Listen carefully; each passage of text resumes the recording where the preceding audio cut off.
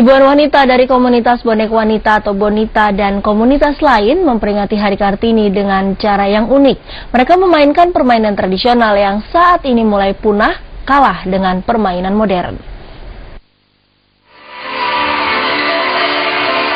Acara ini digelar di kawasan Jalan Tunjungan, Surabaya. Berbagai macam permainan seperti egrang, luar tangga, gobak sodor, kelompok raksasa hingga permainan dakon dimainkan oleh 2013 wanita yang juga memakai busana tradisional. Acara ini sekaligus untuk mengingatkan pada wanita Surabaya untuk lebih mencintai permainan tradisional yang saat ini sudah mulai dilupakan. Anak-anak menjadi tidak familiar dengan permainan yang berasal dari akar budaya asli Indonesia. Selain memperingati Hari Kartini tahun ini, kita juga punya misi jejekno tunjungan dari ikon Surabaya. Makanya sejak saat ini kita populerkan tunjungan ini sebagai etalase budayanya arek-arek Surabaya. Menurut penyelenggara, sebagian besar permainan tradisional memiliki filosofi yang mendalam. Salah satunya permainan dakon atau congklak. Permainan ini dulu diciptakan oleh para wanita sebagai simbol pengendali keuangan keluarga. Dalam permainan ini disimbolkan cara menabung, membelanjakan, dan menabung kembali. Dari Surabaya, Itong Suyanto, Metro TV.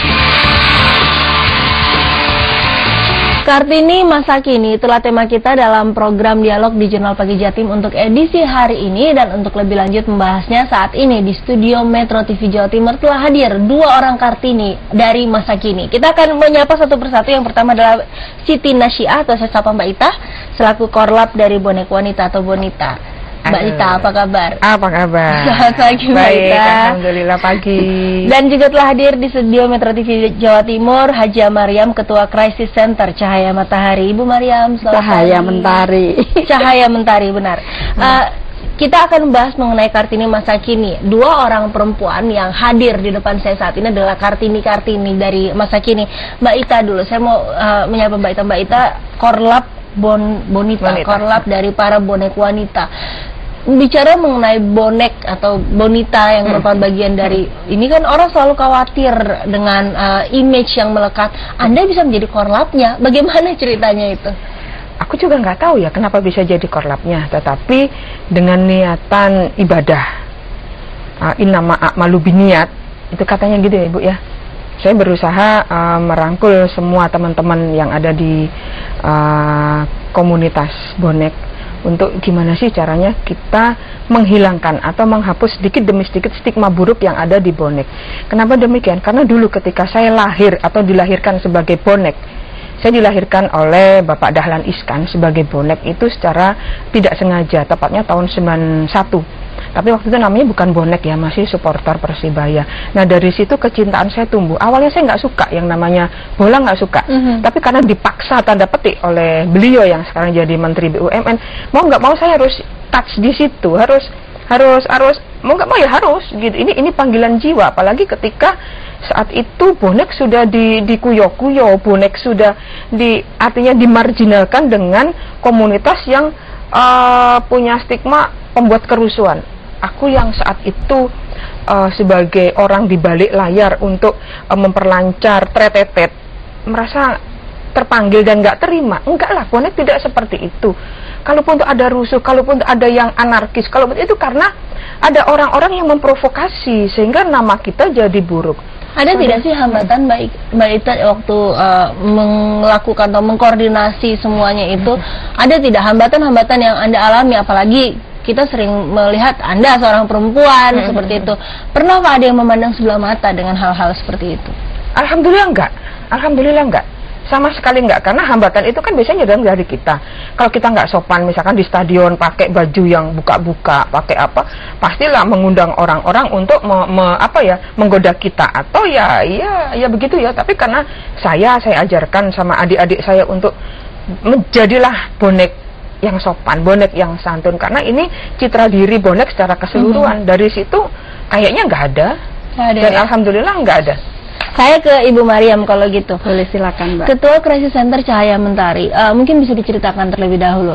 Cahaya Mentari ini bergerak dalam bidang apa? Apa saja kiprahnya Ibu? Ya, Crisis Center Cahaya Mentari bergerak dalam bidang penanganan kasus-kasus yang ada di masyarakat. Karena di wilayah, termasuk di wilayah saya ya, wilayah Banyurip dan Putrajaya, itu khususnya anak-anak sangat rentan sekali terhadap permasalahan-permasalahan, khususnya permasalahan kekerasan seksual. Dan waktu itu mulai berkiprah, mulai melakukan kegiatannya seperti apa Ibu awalnya sampai bisa terjun? Krisis Center saya Mentari sendiri itu berdiri pada tanggal 25 September tahun 2006. Awal berdiri kita awalnya itu dilahirkan oleh sebuah LSM namanya LSM Wanavisi Indonesia yang berada di wilayah Surabaya. Itu ketika kita sebagai masyarakat itu diundang oleh pihak Wanavisi untuk mengikuti sosialisasi Undang-Undang Perlindungan Anak dan sosialisasi Undang-Undang Penghapusan Kekerasan dalam Rumah Tangga. Di dalam setelah kita mengikuti sosialisasi, kita punya kewajiban untuk sosialisasi lagi ke masyarakat. Ternyata dari kita sosialisasi Undang-Undang Perlindungan Anak dan sosialisasi Undang-Undang Penghapusan Kekerasan dalam Rumah Tangga, ternyata dari peserta itu muncul, ternyata oh aku ini jadi pelaku, oh aku ini jadi korban, tetanggaku jadi pelaku, tetanggaku jadi korban. Hasil dari laporan peserta itu sehingga kita diskusikan dengan pihak Wanavisi, sehingga pihak Wanavisi berkeinginan untuk membuka bersama dengan kita, berkeinginan untuk membuka suatu wadah. Oh ternyata ini harus ada wadah untuk masyarakat yang membutuhkan layanan, baik itu untuk korban maupun untuk pelaku, bagi pelaku untuk anak-anak. Baik, sejauh ini kiprahnya sudah seperti apa, pendampingan yang dilakukan sudah seperti apa? Contohnya kita akan bahas, tapi nanti Ibu, kita harus jeda terlebih dahulu. Mbak Ita juga kita jeda dulu. Dan pemirsa, kami juga mengundang Anda untuk bergabung bersama kami di nomor telepon 0315613369. Perbincangan kita masih akan segera kembali sesaat lagi.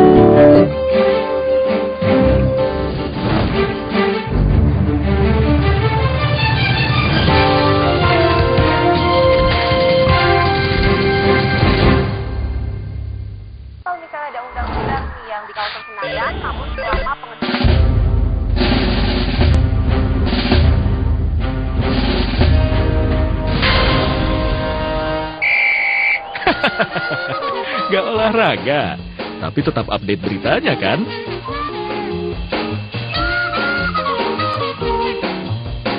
Ikuti terus berita dan informasi olahraga di Metro TV dan juga update-nya di metrotvnews.com. Sebagai jurnalis, tiap hari kami berpacu dengan waktu.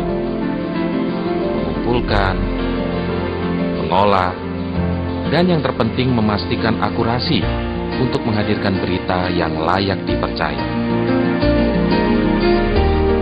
Apapun konsekuensinya, kami bangga menjadi bagian dari hari Anda. Metro hari ini, setiap hari jam 5 sore.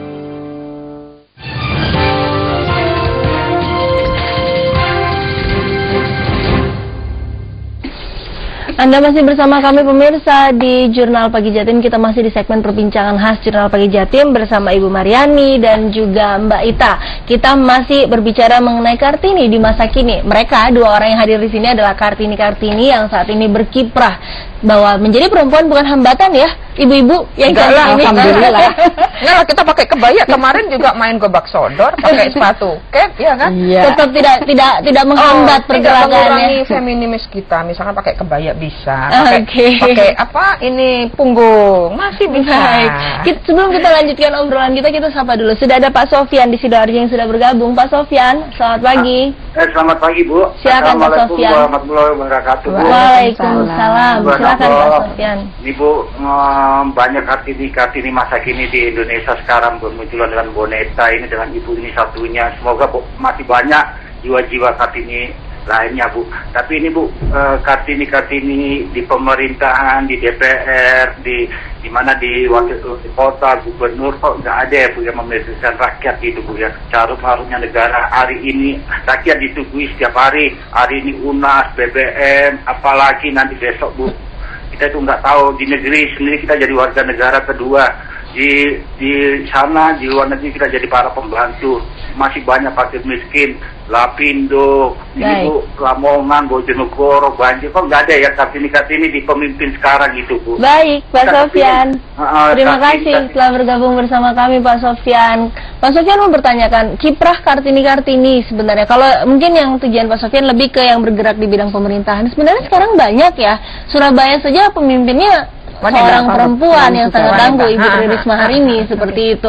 Tapi mungkin memang masih kurangkah kalau mungkin ibu-ibu ini melihat kiprah perempuan di dunia politik Indonesia saat ini? Sangat amat kurang.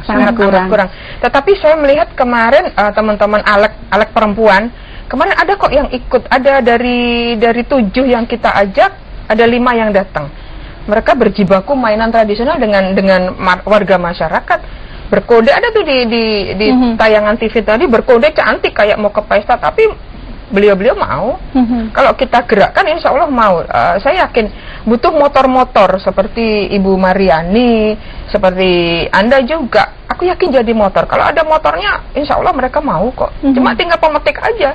Dan kita kebetulan Bonita yang jadi destroyernya untuk itu, dan alhamdulillah. Besok ibu-ibu pada minta lagi kepada saya SMS, Mbak Ita, meskipun nama asli saya ketutup ya, namanya Siti Nasia, jadi Ita, karena Ita itu panggilan ketika jadi jurnalis di media saya yang lama.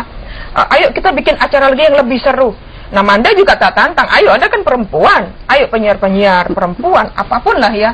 Bila perlu PSK yang sekarang sudah mulai kembali ya Ibu berbaur dengan masyarakat. Ayo kita isi kemerdekaan ini dengan berbagai macam cara, asalkan yang edukatif dan bermasyarakat ya Bu ya. Seperti itu Manda. Kalau dari Ibu Mariani sendiri melihat kiprah para perempuan di dunia politik saat ini seperti apa? Apakah ketika mereka sudah duduk menjadi anggota dewan atau pemimpin di sebuah wilayah, mereka masih cukup memiliki kepedulian yang tinggi dengan apa tadi yang disebut oleh penelpon kita, fakir miskin dan sebagainya? Ya, saya juga sangat setuju sih Mbak, kalau perempuan itu duduk di sebagai pemimpin gitu ya. Karena apa? Karena kan bisa menyuarakan aspirasi perempuan, karena merasakan dia sendiri juga perempuan. Tapi saya melihat juga contohnya Bu Risma sendiri sangat peduli terhadap masyarakat untuk penanganan kemiskinan. Juga sekarang pemerintah sudah membiayai anak cacat. Jadi ada pemberian permakanan untuk anak cacat, pemberian permakanan untuk anak yatim. Jadi sangat peduli sekali dengan orang miskin. Juga mengenai kebijakan mengenai pendidikan sangat mudah sekali. Baik, tadi sebelum jeda kita sampai ke bagaimana kiprah dari Ibu Mariani. Untuk dari lembaga yang Anda pimpin saat ini, Crisis Center Cahaya Mentari, sejauh ini kiprahnya sudah seperti apa Ibu? Sudah seperti apa pertolongan yang diberikan kepada mereka yang membutuhkan, dalam hal ini anak-anak terlantar, korban kekerasan dan sebagainya? Yang paling banyak sih Mbak, mayoritas itu korban kekerasan. Jadi ada anak kekerasan seksual, ada anak kekerasan domestik. Kalau anak kekerasan domestik, AKD kita namakan AKD, itu sebetulnya masuk di kekerasan dalam rumah tangga. Tetapi kita kelompokkan seberapa banyak sih anak yang mengalami kekerasan gitu. Jadi saya sendirikan. Kalau untuk Crisis Center Cahaya Mentari sendiri sih yang paling banyak kita tangani adalah kekerasan dalam rumah tangga. Jadi ada HIV/AIDS, ada PSK, penanganan PSK, kita kerjasama dengan Pak Lurah, Pak Camat, Dinas Sosial, juga pemerintah kota untuk supaya dia berubah untuk beralih profesi. Itu kita memberikan keterampilan-keterampilan. Kita juga memperkuat yang namanya pos curhat, juga PKBM yang ada di masing-masing wilayah, di masing-masing kelurahan, itu supaya masyarakat mudah untuk melapor dan mudah untuk terlayani. Karena pengalaman dari Crisis Center Cahaya Mentari sendiri sih Mbak, sebetulnya layanan kita hanya di 2 kelurahan di Kecamatan Sawan, tetapi yang butuh layanan kepada kita tidak hanya di wilayah Kecamatan Sawan, tetapi di luar Surabaya pun juga ada yang butuh layanan kita, karena kan kita juga sering diliput oleh baik media elektronik maupun oleh media massa. Baik, sebelum kita melanjutkan, kita sapa lagi. Ada penelpon lagi yang bergabung dari Sidoarjo, Pak Jayadi. Selamat pagi. Selamat pagi Mbak. Silakan Pak Jayadi. Iya, saya menyoroti tentang bonek Bonita. Selamat pagi, Mbak Ita. Pagi Pak, apa kabar? Assalamualaikum Bapak. Ya, salam satu nyali Mbak Ita. Wani. Sewani Pak, Pak. Iya. Saya salut dengan Mbak Ita yang sudah mengubah paradigma masyarakat. Jadi sudah berusaha mengubah paradigma masyarakat. Adanya bonek yang sekarang dinilai oleh masyarakat itu brutal, suka buat kerusuhan, anarkis. Nah, ini perlahan tapi pasti Mbak Ita sudah mengubahnya dengan bonek yang bisa menjadi Kartini. Jadi Bonita yang bisa menjadi Kartini Indonesia. Jadi harapan saya usahanya Mbak Ita bisa didukung oleh seluruh masyarakat di seluruh pelosok Surabaya, bahkan kalau bisa seluruh Indonesia. Baik. Itu harapan saya. Terima kasih Pak Jayadi sudah bergabung. Nanti ditanggapi harapan khusus buat Mbak Ita ini, tapi kita harus jeda lagi Mbak Ita dan juga Ibu Mariani. Nanti kita akan bahas di segmen berikutnya. Dan pemirsa tetaplah bersama kami. Perbincangan kita masih akan segera kembali sesaat lagi.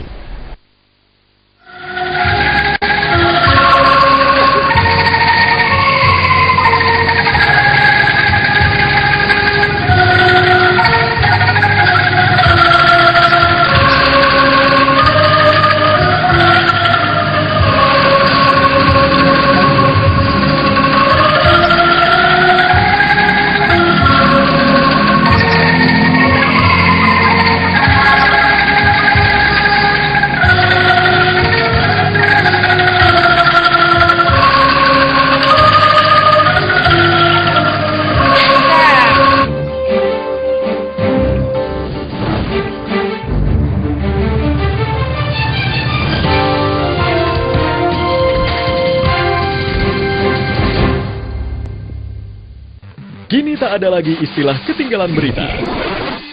Akses metrotvnews.com lebih cepat, mudah dan nyaman setiap saat di seluruh dunia.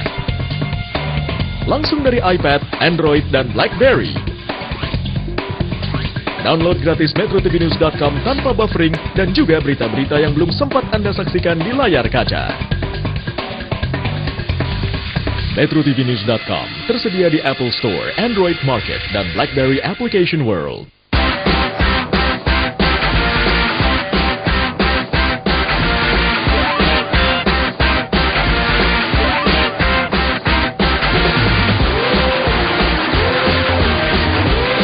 Seseorang bersama mikrofon. Apapun bisa terjadi. Stand Up Comedy Show setiap Kamis jam 10:30 malam.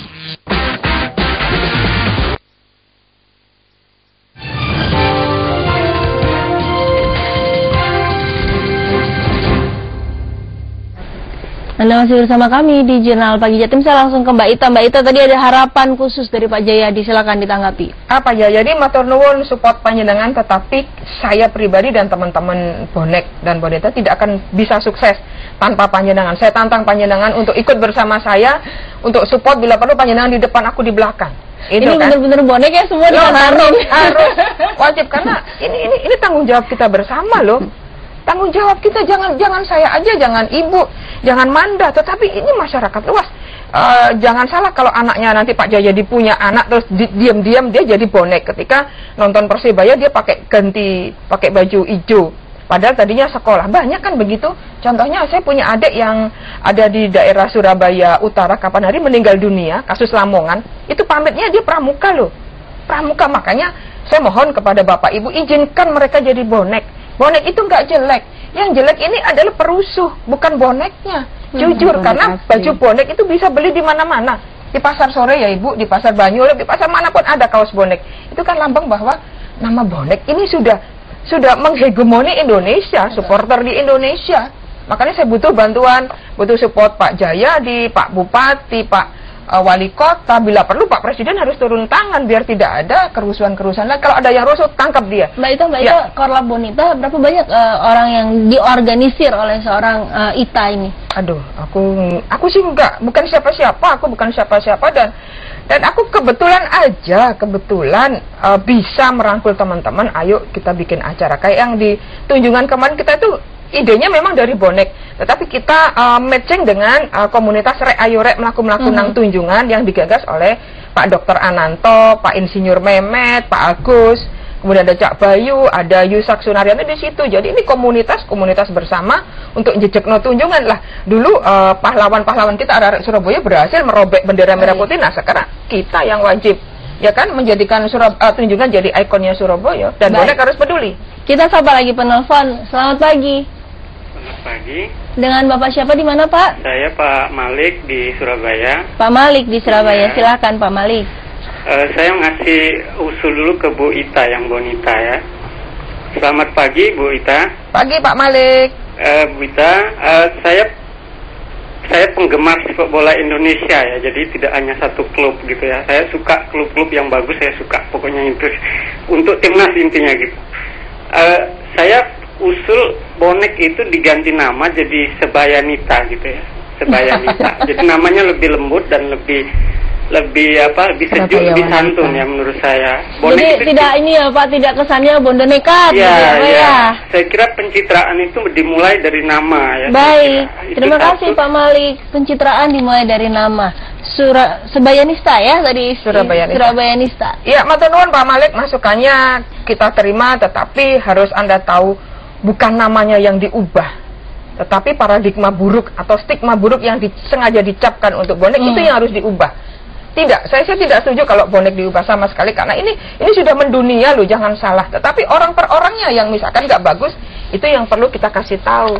Ibarat kata rumah itu ada tikusnya. Ketika kita ingin menjaring tikus, ingin membunuh tikus, jangan rumahnya dibakar. Ngoten Bapak Malik, matur nuwun sangat. Baik, Mbak, di balik penampilan Anda yang bonek sekali, ngobrolnya yang bonek sekali. Saya lihat di sini ada 3 buku yang dibawa. Ini adalah contoh-contoh buku yang Anda tulis seperti itu. Bisa diceritakan. Jadi kiprah Anda ini sebenarnya apa saja ini? Dulu jurnalis. Ya, bareng saya sekarang. Sekarang jadi korlap di Bonita, juga menulis buku. Apa saja kiprahnya? Jadi gini Manda, saya jadi bonek jujur karena saya jurnalis. 91 saya awal boleh nyebut ya, di media Jawa Pos. Saya dibonekkan oleh Dahlan Iskan yang waktu itu punya misi mentretetkan atau memberangkatkan supporter Persibaya ke Jakarta. Dari situlah lahir namanya bonek ya kemudian. Nah, mau nggak mau ketika saya bisa menulis saja di wartawan, saya pun bisa menulis apa saja yang saya saksikan. Misalkan ketika saya liputan Bu Sumiarsih, terpidana mati kita pernah kan berjibaku itu sampai berhari-hari nunggu eksekusi, dan mungkin saya satu-satunya wartawan yang bisa mendampingi beliau sampai masuk di penjara. Lahirlah buku ini. Ini adalah buku permintaan maaf beliau. Saya kagum sama beliau, semoga aja Bu Sih di alamnya mendapat tempat yang layak untuk Ibu Sih. Kemudian ada lagi buku saya Haji Kok Nunut. Ketika saya liputan tentang di asrama haji atau di haji, saya menemukan ada seorang yang tidak punya, tapi karena doanya beliau bisa sampai terbang ke Jeddah atau King Abdul Aziz tanpa diketahui. Itu kan yang luar biasa. Dan ini menghebohkan dunia ini, karena satu-satunya itu ini. Terus ada lagi, wah ini yang paling ngetop nih, yang paling ngetop nih, yang paling ini Dahlan Juga Manusia. Saya terbitkan buku ini karena saya merasa terilhami seorang Dahlan ini kan dibilang pencitraan kala itu, dibilang bahwa Dahlan itu dibuat-buat, bahwa Pak Dahlan itu melakukan sesuatu karena embel-embel. Saya bilang tidak, Dahlan itu gendeng sejak dulu. Dan kenapa? Yang Anda tulis dan itu yang ingin saya tulis, saya sampaikan kepada khalayak bahwa Pak Dahlan sejak ketika jadi guru jurnalis saya, ketika jadi pemret saya, beliau ya sudah seperti itu, pakai sepatu, pakainya seperti itulah. Baik, apa adanya. Apa adanya. Saya kembali ke Ibu Mariani. Ibu Mariani, sekarang Anda sudah berkiprah sekian lama dengan LSM atau dengan Cahaya Mentari yang Anda pimpin ini. Apalagi yang menurut Anda masih kurang, yang masih menjadi cita-cita, masih menjadi impian Anda yang ingin Anda kejar terkait dengan bidang yang saat ini terus Anda tekuni? Ya, yang selalu kita kejar yaitu untuk kebersamaan, karena kan manusia itu kan tidak lepas dari masalah, karena dari krisis entertainment tadi kan itu kan yang sebagai fokus untuk dalam penanganan permasalahan di masyarakat. Jadi kita saling bisa untuk saling bersinergi, baik itu masyarakat, pemerintah, LSM, saling bekerja sama untuk supaya mencegah mencegah atau mengurangi kekerasan itu sendiri. Tapi Dan yang menurut Anda masih menjadi PR terbesar bagi Anda ini apa? PR terbesar bagi kita yaitu dari keluarga sendiri, dari masing-masing keluarga itu menciptakan keluarga yang damai. Karena sesuai dengan visi kami, keluarga damai, lingkungan aman, tersenyumlah anakku. Jadi kekerasan atau permasalahan itu terjadi dari keluarga itu sendiri. Sebetulnya awalnya diciptakan oleh keluarga itu sendiri. Jadi kalau dari seorang Ita, apa nih PR terbesarnya saat ini? PR terbesar saya adalah mengembalikan citra bonek sebagaimana tahun 90-an. Bonek itu kan luar biasa, satu-satunya supporter yang bisa menghijaukan Senayan saat aduh merinding aku. Betul, itu Senayan dulu itu isinya 50.000, kita bisa datang dengan kawalan Pak Dahlan Iskan itu sekitar 40.000, hijau total dan tidak ada apa-apa. Sampai kapan mau menjadi seorang bonita? Sampai Allah mengizinkan saya, sampai kapanpun. Dan karena suami mengizinkan, bapak saya mengizinkan, dan semua anak saya juga jadi bonek kids loh, jangan salah, bonek girl. Kalau kita nonton bola anakku ikut, bahkan pernah minta ketika pakai motor, beliau ini, ibu kita itu bukan bonek kalau gak gandol, katanya begitu, harus gandol dulu kan. Lucu ya di otak. Mendarah daging ya. Nah, mendarah daging. Kalau ibu sampai kapan ingin menekuni hal ini ibu untuk terus membangun masyarakat? Kalau saya sih kita sampai semampu saya. Semoga Allah juga memberikan kesehatan terhadap saya sampai semampu saya, sampai sekuat tenaga saya, mungkin sampai ke saya diambil oleh Allah. Pesan dari dua orang narasumber saya untuk Kartini-Kartini yang ada saat ini, masa kini yang terus berkiprah untuk perempuan Indonesia, silakan dari Ibu Mariani terlebih dahulu. Pesan saya sih terhadap perempuan-perempuan masa kini, jadilah perempuan yang kuat, perempuan yang tangguh, jadilah seorang ibu yang bisa sebagai contoh, baik contoh dari keluarga sendiri maupun di masyarakat. Amin. Silakan Mbak Ita pesannya. Kalau saya jadilah Kartini sejati tanpa meninggalkan kodrati. Kita harus bisa masak, macak, manak, dan apalagi satunya. Itu wanita gitu loh. Ketika kita nonton bola ya tetap perempuan. Kalau mana saya kurang setuju Mbak. Soalnya kan awal itu menciptakan, ada yang diberikan anak banyak, ada yang diciptakan tidak punya anak. Jadi kalau untuk mana non sewu. Nah, ya. Karena ada yang diberi, ada yang belum. Iya. Ya, artinya perempuan itu harus tetap dikodrati gitu kan. Ya tawaduk terhadap suami, tawaduk terhadap orang tua, meskipun kita katanya bonek itu liar. Enggak, saya enggak setuju karena saya sampai ke Mekah pun mendoakan teman-teman, kemarin saya umroh, mendoakan supaya bonek ini stigma buruknya sedikit demi sedikit hilang dan jadi bagus seperti yang didirikan oleh Pak Dahlan. Baik, waktu kita habis. Terima kasih Mbak Ita dan Ibu Mariani atas waktunya pada pagi hari ini sudah berbagi bersama kita. Semoga terus sukses dengan kiprahnya masing-masing. Terima kasih sekali lagi. Dan pemirsa tetaplah di Jurnal Pagi Jatim. Usai jeda kami masih akan kembali dengan beragam informasi, diantaranya mahasiswa Universitas PGRI Banyuwangi berunjuk rasa terkait transparansi dana kegiatan mahasiswa.